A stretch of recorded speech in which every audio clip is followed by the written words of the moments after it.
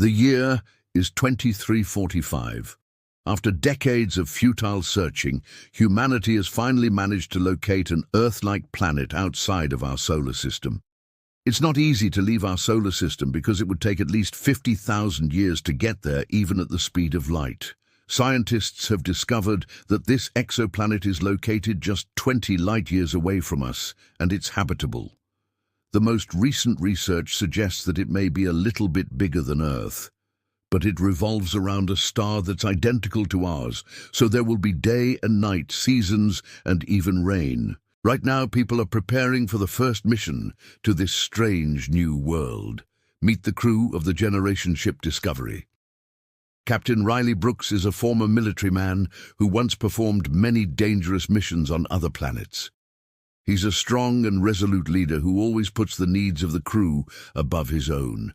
His first officer is Kenji Tozuka, one of the best navigators in the entire fleet.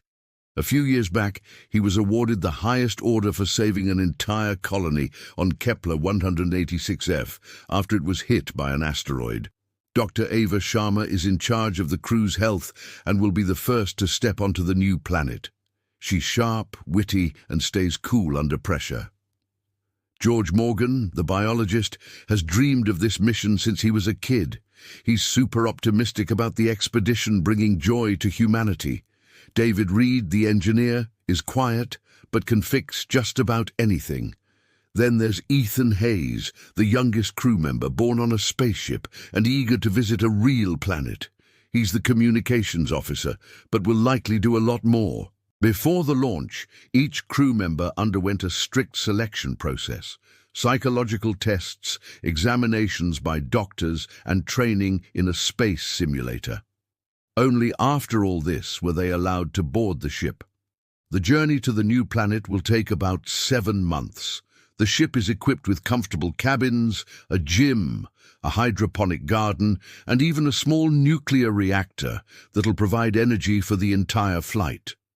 The crew have plenty of food and water, so they won't have to worry about anything during their journey. In short, the Discovery is a real home for the crew. One day, while working in the garden, George discovers that some of the plants begin to wither.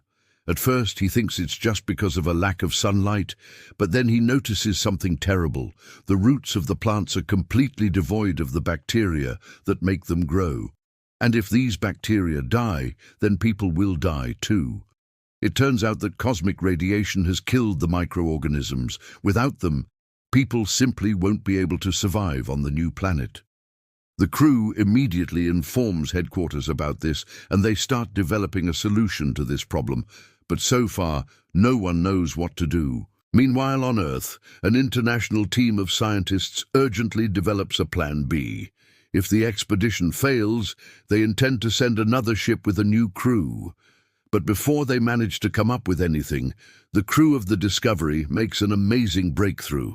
They decide to use seeds from the old pre-flight reserves of the Earth. They find packs of ancient grains, vegetables, and fruits in the storerooms and immediately plant them in the garden. Maybe these plants will grow on the new planet and save the expedition. But then the most terrible thing happens. An asteroid collides with the ship and damages its engines. The Discovery can't reach the new planet, and it's hurtling aimlessly through space. The crew panics. Without engines, they'll never survive. But Captain Brooks quickly recovers from the shock and gives an order. He instructs the crew to prepare the escape pods. Everyone understands that there's only one way to save the mission now.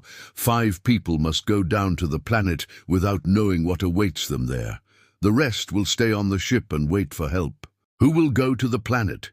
Each crew member is thinking about their loved ones. They understand that they might never see them again, but someone has to sacrifice themselves for the sake of humanity. Finally, a decision is made. Brooks, Kenji, Ava, George, and David volunteer for the mission. The others see them off and then help get ready for landing. They know that the future of humanity depends on those 5 people. When the escape pod approaches the planet, its surface seems to shimmer like a mirage. Through the portholes, you can see beautiful landscapes that no human has ever seen before. However, there's no time to enjoy the beauty of the planet because the explorers must land as soon as possible. Otherwise, the reserves of oxygen in their ship will run out. The landing is successful, but the explorers find out that the gravity on the planet is twice as strong as on Earth. They can't stay here for long, so they have to hurry up and gather as much useful information as possible. They put on special suits that'll protect them from the harmful effects of the planet's atmosphere. Opening the hatch, they find themselves in an alien landscape. Strange plants immediately begin to envelop the newcomers with their tentacles, and some of them release toxic spores into the air. All the explorers can do is run away from the dangerous flora. Soon they notice that there's a thick primeval forest beyond the plants, and although the gravity here is higher than on Earth, the air is still breathable. Most importantly, the explorers don't feel any dangerous animals nearby. The travelers realize that they need to collect samples of the local flora and fauna as quickly as possible in order to study them back on their ship. When they return to the escape pod, they discover that their equipment is covered with strange symbols. At first, the explorers think that they're just drawings of some kind, but then they notice that the signs match the plants that they saw in the forest. The travelers come to the conclusion that they've actually made contact with the local inhabitants. Whoever or whatever they are, the locals didn't attack the explorers, so maybe they can be friendly. The explorers spend several hours examining the surrounding area and collecting samples. But soon they hear the trees begin to rustle, although there's not a single living creature in the forest. The explorers panic and try to hide in the escape pod. Suddenly, one of the crew members stumbles upon something incredible. He sees a huge face in the trunk of a tree. It looks like the whole forest is alive and intelligent. This means that everything they saw before, the plants and strange sounds, were just the forest's way of defending itself. But the explorers aren't in any hurry to run away. They want to learn as much as possible about the amazing planet. And when they finally do leave, they take with them the most important thing, proof of the planet's existence. As soon as the escape pod leaves the atmosphere, the forest comes to life. All the trees begin to move towards the sky, as if they want to break free from the planet's gravity. Then all the strange plants and bushes also come to life.